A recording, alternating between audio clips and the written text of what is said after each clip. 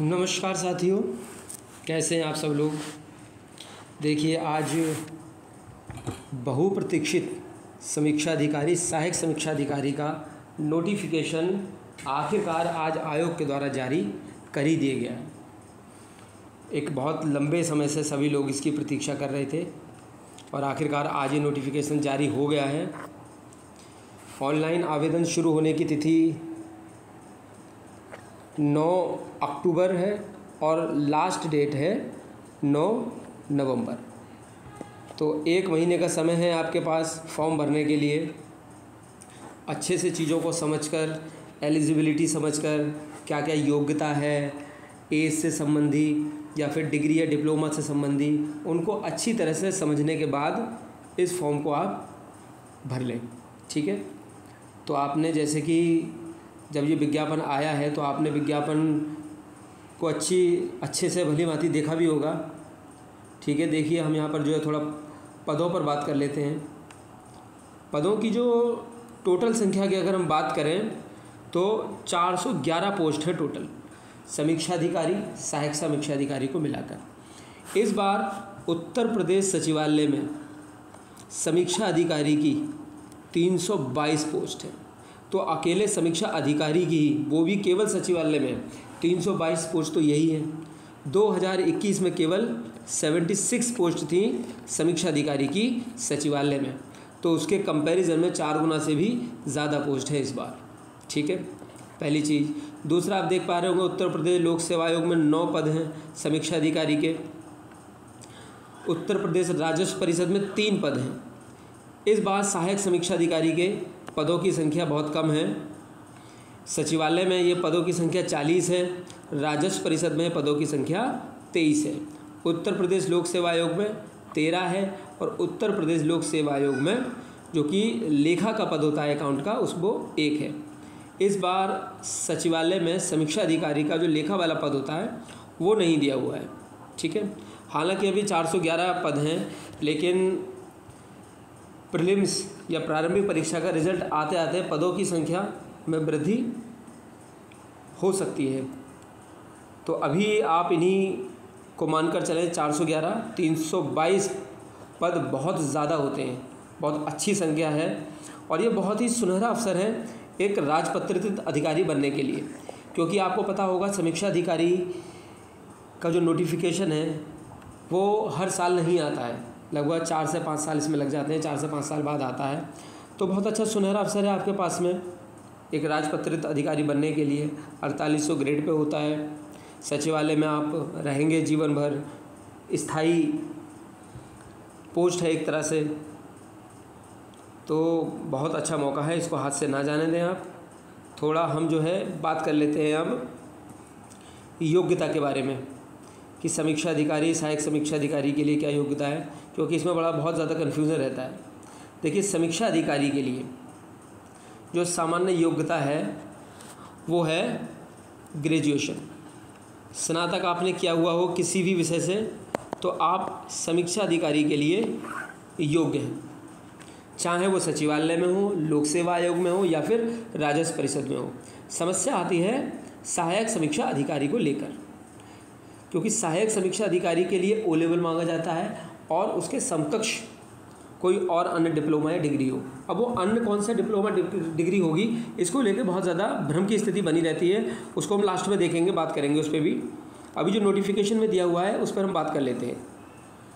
देखिए, यहाँ पर दिया हुआ है सहायक समीक्षा अधिकारी के लिए, चाहे वो सचिवालय में हो, राजस्व परिषद में हो, ठीक है, या फिर मुख्य निर्वाचन अधिकारी का कार्यालय वहाँ पर हो या फिर लोक सेवा आयोग में हो, सबके लिए एक तो ग्रेजुएशन की डिग्री होनी चाहिए आपके पास में। दूसरा, DOEC का O लेवल सर्टिफिकेट या इसके समकक्ष कोई अर्हता होनी चाहिए। हिंदी टंकण में न्यूनतम 25 शब्द प्रति मिनट की गति होनी चाहिए। अगर आप अंग्रेजी टंकण का ज्ञान रखते हैं तो ऐसे अभ्यर्थियों को प्रेफरेंस दी जाएगी। ठीक है। तो इस तरह की चीज़ें जो है नोटिफिकेशन में लिखी हुई हैं सहायक समीक्षा अधिकारी को लेकर। लोक सेवा आयोग में जो सहायक समीक्षा अधिकारी होते हैं उनके लिए भी यही योग्यता है। इसके अलावा थोड़ी जो विशेष योग्यता है, जो सहायक समीक्षा अधिकारी लेखा के पद होते हैं उनके लिए विधि द्वारा स्थापित विश्वविद्यालय से लेखक कर्म सहित वाणिज्य में मतलब कॉमर्स में ग्रेजुएशन की डिग्री होना आवश्यक है। दूसरी चीज़, कुछ प्रेफरेंस वाली चीज़ें होती हैं कि किन लोगों को प्रेफरेंस दिया जाएगा, तो उसमें क्लियर लिखा हुआ है कि अन्य बातें अगर समान होती हैं तो किसी ने अगर प्रादेशिक सेना में न्यूनतम 2 वर्ष की अवधि तक सेवा की है या एनसीसी का बी सर्टिफिकेट जिसके पास है उसको जो है प्रेफरेंस दी जाएगी। तो ये इसकी योग्यता की बात थी। अब हम आगे देख लेते हैं अन्य संबंधी, इससे संबंधित जो बातें हैं जैसे कि शुल्क वगैरह तो इसमें दिया हुआ ही है, वो तो आप देख ही लेंगे, उसमें बताने की आवश्यकता नहीं है। तो ये काफ़ी अच्छे पद हैं। सिलेबस वगैरह पर इस पर हम जो है विस्तृत चर्चा बाद में करेंगे, अभी इसको रहने देते हैं। अभी हम एक देख लेते हैं कि जब आप फॉर्म भरेंगे तो उस समय हो सकता है आपको कौन कौन सी समस्याओं का सामना करना पड़े, तो थोड़ा सा उसके बारे में देख लेते हैं। देखिए, जैसे ही आप आयोग की साइट को खोलेंगे, यूपीपीएससी की साइट को आप खोलेंगे तो इस तरह से यूपीपीएससी का होम पेज आपके सामने आएगा। यूँ होम पेज खुलने के बाद में आप कैंडिडेट रजिस्ट्रेशन पर क्लिक करेंगे। इसके बाद में जो यहाँ पर दिया हुआ है इसका नोटिफिकेशन, यहाँ पर आप अप्लाई पर क्लिक करेंगे। अप्लाई पर क्लिक करने के बाद में यहाँ से आप क्वालिफ़िकेशन चेक कर सकते हैं। जब क्वालिफ़िकेशन चेक करने का यहाँ पर ऑप्शन आएगा, देखिए ये जो दिया हुआ है यहाँ पर ये मैंडेटरी है। बैचलर डिग्री मतलब स्नातक की उपाधि आपके पास में होनी चाहिए किसी भी एक विधि द्वारा स्थापित यूनिवर्सिटी के द्वारा, ये मैंडेटरी है, चाहे समीक्षा अधिकारी हो या सहायक समीक्षा अधिकारी हो। बाकी जो 3 दिए हुए हैं ये ऑप्शनल हैं। ऑप्शनल का मतलब है अगर आप एआरओ के लिए फॉर्म अप्लाई कर रहे हैं तो आपके लिए आपके पास में ये चीज़ें होनी चाहिए। आरओ में इसकी आवश्यकता नहीं होगी। लोग बहुत सारे इस बात को लेकर कन्फ्यूज़न में रहते हैं कि सर मेरे पास में ओ लेवल का डिप्लोमा नहीं है तो क्या मैं आरओ के लिए फ़ॉर्म भर सकता हूँ? ओ लेवल का डिप्लोमा ना होने पर आप आरओ का फॉर्म भर सकते हैं। ओ लेवल केवल और केवल एआरओ के लिए मांगा जाता है, ठीक है। बाकी इसमें ये नीचे फ़ीस वगैरह के बारे में दिया हुआ है, वो आप देख लेंगे।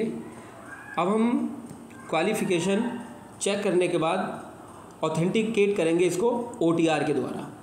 आपने ओटीआर का रजिस्ट्रेशन कर लिया होगा तो वही ऑथेंटिकेट करना होगा ओटीआर के द्वारा। जब आप इसको खोलेंगे तो आपके सामने 2 ऑप्शन आएंगे कि आपने अपना कंप्लीट रजिस्ट्रेशन कर लिया है ओटीआर के द्वारा या नहीं। अगर आप नो पे क्लिक करते हैं तो आपको यहाँ पर अपना ओटीआर नंबर कंप्लीट करने के लिए आगे बढ़ना पड़ेगा और आपको पूरा प्रोसेस आपको कंप्लीट करना होगा। अगर आपने अपना ओटीआर कंप्लीट कर लिया है तो यहाँ पर येस पे क्लिक करेंगे और आगे गो दबाकर आगे जाएंगे।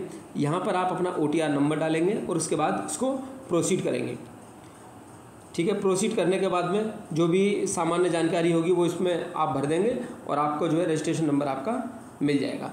तो ये तो हो गई यहाँ पर इस फॉर्म को कैसे फिल करना है। अब हम तीसरी बात कर लेते हैं जो सबसे ज़्यादा इम्पॉर्टेंट है कि ओ लेवल की समकक्षता को लेकर। तो इसको लेकर बहुत ज़्यादा समस्या रहती है। मैंने अपने टेलीग्राम चैनल पर भी पोस्ट कर दिया है वैसे इसका पीडीएफ जो सरकार के द्वारा जीओ जारी किया गया था,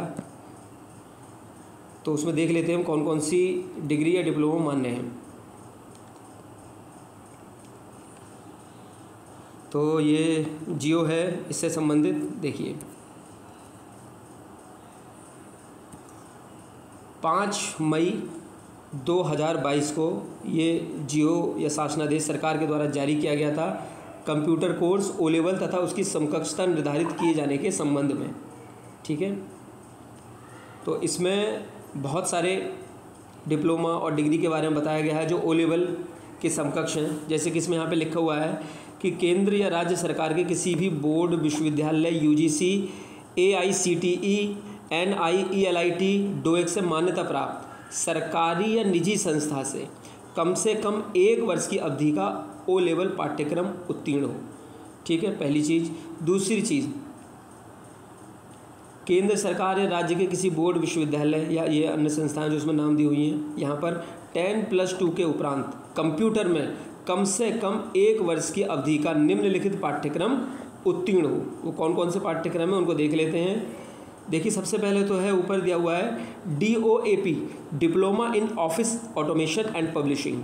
फिर है DOMA, ADC, ADCA, advance diploma in computer applications.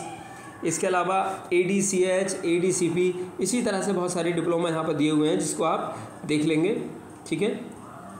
इसके अलावा आप देख रहे हैं यहाँ पर कि केंद्र सरकार के किसी बोर्ड, विश्वविद्यालय या अन्य संस्थाएं जो हैं यहाँ से सरकारी या निजी संस्था से 10+2 या स्नातक के बाद की जाने वाली कम से कम 1 वर्ष की अवधि का PGDCA या DCA पाठ्यक्रम उत्तीर्ण किया हुआ हो। तो इसमें सारी चीज़ें दी हुई हैं कि समकक्ष O लेवल के कौन कौन से डिग्री या डिप्लोमा माने जाएंगे, तो इसको आप ठीक से देख लेंगे, यहाँ पर इसको पढ़ लेंगे। मैंने अपने टेलीग्राम चैनल पर डाल दिया है। ये बहुत अच्छा सुनहरा अवसर है आपके सामने समीक्षा अधिकारी, सहायक समीक्षा अधिकारी बनने का, सचिवालय आने का या फिर लोक सेवा आयोग जाने का।